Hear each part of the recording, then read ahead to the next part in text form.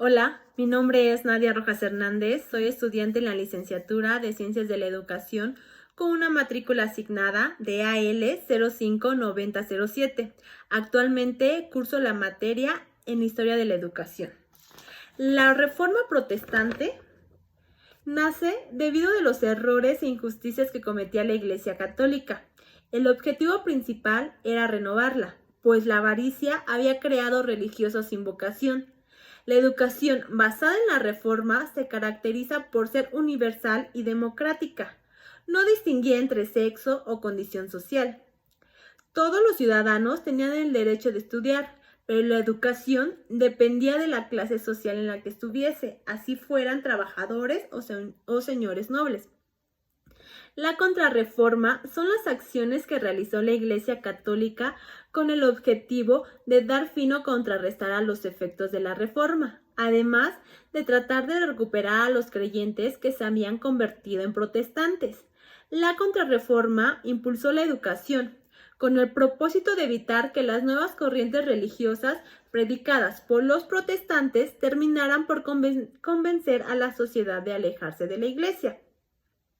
Antiguamente, la educación se centraba en cómo el docente podía transmitir sus conocimientos, en cómo perfeccionar la didáctica, en cómo hacer el gran cúmulo de conocimiento en sus alumnos. Hoy en día ya no se trata de eso. Ahora la atención se centra en descubrir cómo aprende el alumno, saber cómo potenciar el aprendizaje de los alumnos, que ellos mismos participen en la construcción de su conocimiento. La educación hoy en día propone una nueva manera de pensar, lo que antiguamente se conocía como el proceso dialéctico entre enseñanza-aprendizaje. La Reforma Integral de Educación Básica propone como fin de la educación el que los alumnos logren interesarse en la globalización de la manera sana. Antes se hablaba de pensamiento crítico, analítico y reflexivo, pero ahora nos invita a educar bajo el enfoque centrado en competencias. La educación, en sus inicios, estaba a cargo de la Iglesia. El objetivo principal de la reforma era renovarla, pues la avaricia había creado religiosos sin vocación. Se logró reforzar de tal manera que la enseñanza se volviera obligatoria. Además de garantizar que la educación fuera gratuita, se logró que el gobierno se hiciera cargo de la misma y de que se enseñaran los textos bíblicos, creándose de este modo la educación pública. De esta forma se dio un giro a la enseñanza de la educación. Martín Lutero fue uno de los principales representantes de la Reforma. Para Lutero, la tradición cristiana no solo consistía en acudir a los evangelios o que los sacerdotes fungieran como mediadores, sino que el único medio para la salvación fuera la fe en el mensaje cristiano. Gracias a sus aportaciones, logró que el gobierno se hiciera cargo de la educación, así como gratuita. Para Lutero, una sociedad con individuos capaces, inteligentes, sabios, honorables y educados favorecía al bienestar de una ciudadanía. La educación de Lutero se oponía a la violencia en la instrucción. Sus aportaciones pedagógicas se caracterizaban por la importancia de que el alumno encuentre disfrutable el aprendizaje. Se inició un progresivo cambio en los sistemas educativos de esta época, donde no solo las clases sociales se veían inmersas, sino que incluso las mujeres podían recibir educación. Se les enseñaba a leer con la finalidad de que pudieran educar a sus hijos bajo los lineamientos que definía la religión cristiana.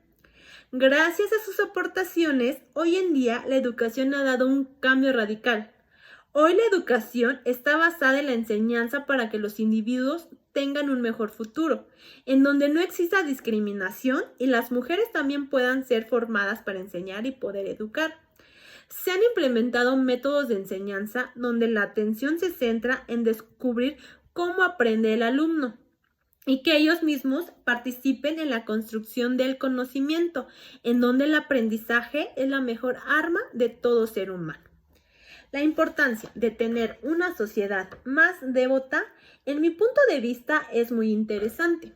La reforma nos da a conocer la importancia de crear religiosos por vocación, que la educación no deje a un lado la importancia que tiene la religión y sobre todo que la avaricia no esté dentro de la iglesia, de que los creyentes deberían leer e interpretar la Biblia para poder conocerla y aprenderla, ya que este sería el principal recurso para mantener su sistema de educación.